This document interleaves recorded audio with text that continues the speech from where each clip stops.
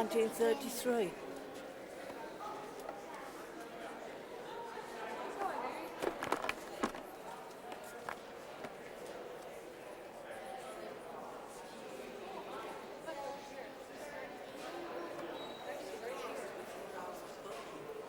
Starting the building there.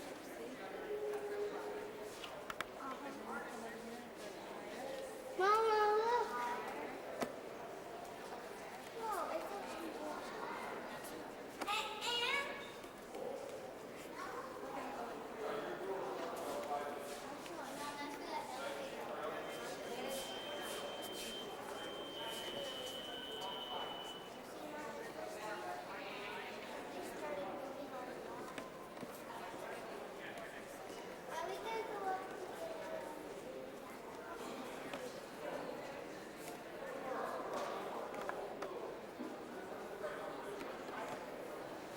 Is that it? Is there some glass on there? There's a concrete sample now. Yeah.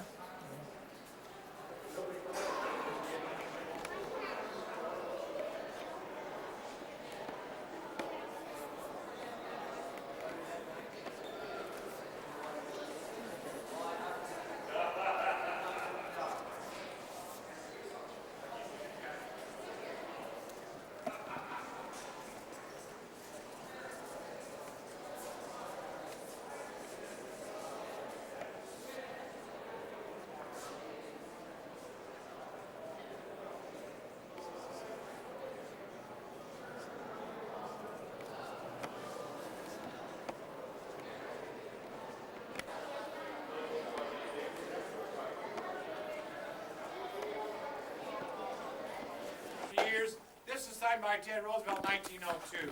Teddy's out here in the west reclaim is arid, not productive dry land. That's exactly what reclamation means. Reclaim, take back. Because here in the west, these rivers get water for 5 or 6 months and dry up, not for 5 or 6 months. So the last 103 years, the Bureau of Reclamation built dams, reservoirs, canals, reclaimed more than 3 million acres, take the air non-productive dry land, made it productive. Let's go to the Boulder Canyon Act, 1928. This one is signed by Calvin Coolidge. Established 3 things: Hoover Dam, the Imperial Dam, the All-American Canal. We know Hoover was control that Colorado River. But Coolidge had $10 million aside in 1928 to build this Imperial Dam on the border of California and Mexico, store this water, and dig this All-American Canal that goes directly to the Imperial Coachella Valleys in California.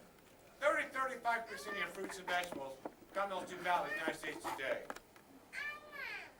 Location, location, location. Where are you going to put this Hoover Dam?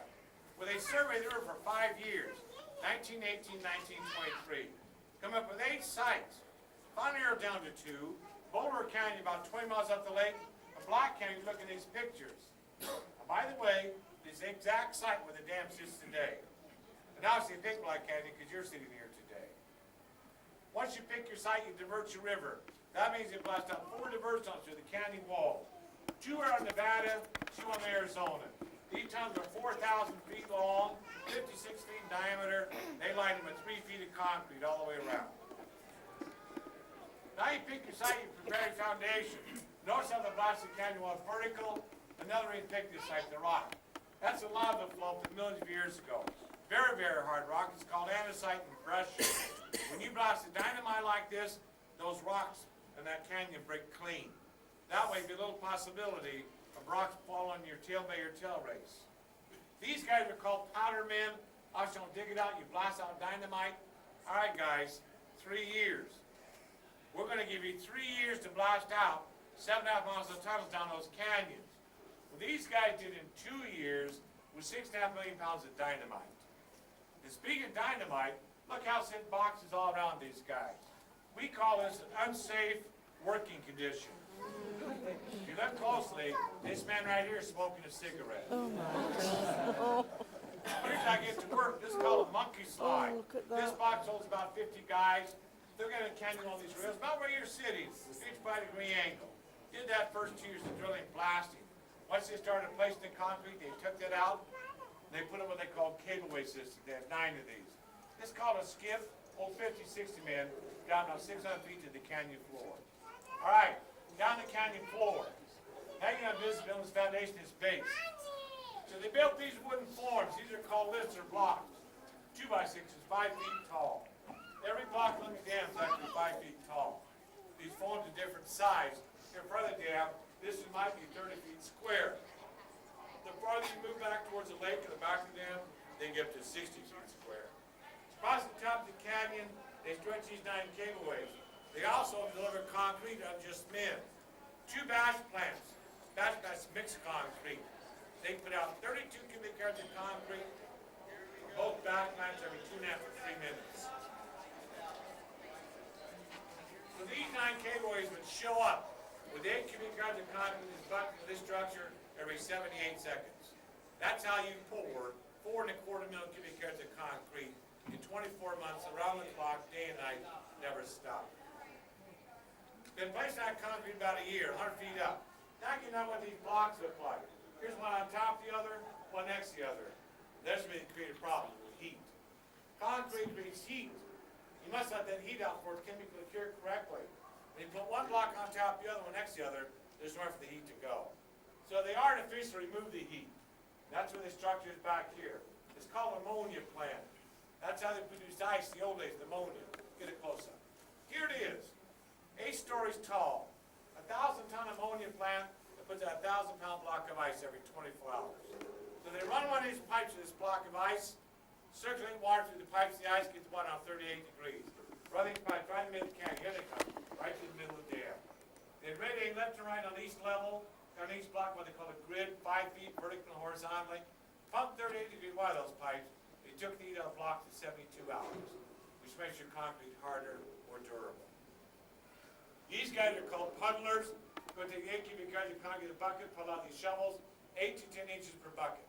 Notice no steel, no rebar in this form. That dam is solid concrete. That's what this man's doing up here. It's called an air compressor mechanical vibrator. He takes all the air pockets of that concrete, compact, tight and form. That'd be for seepage over the years. All right, let's put it all together. On the lakeside, 4 intake towers, 2 on the Arizona, 2 on the Valley. Look how tall they are. 395 feet tall. But they're not sitting in the bottom lake, in fact, they're 250 feet above on the canyon wall. 2 gates, one in the middle of the intake tower, one at the bottom. These gates are 32 feet in diameter, 10 to 12 feet tall. So one of these 2 gates falls 500 feet by gravity, these 30-foot penstocks. It travels 10 to 12 miles an hour, falls 500 feet.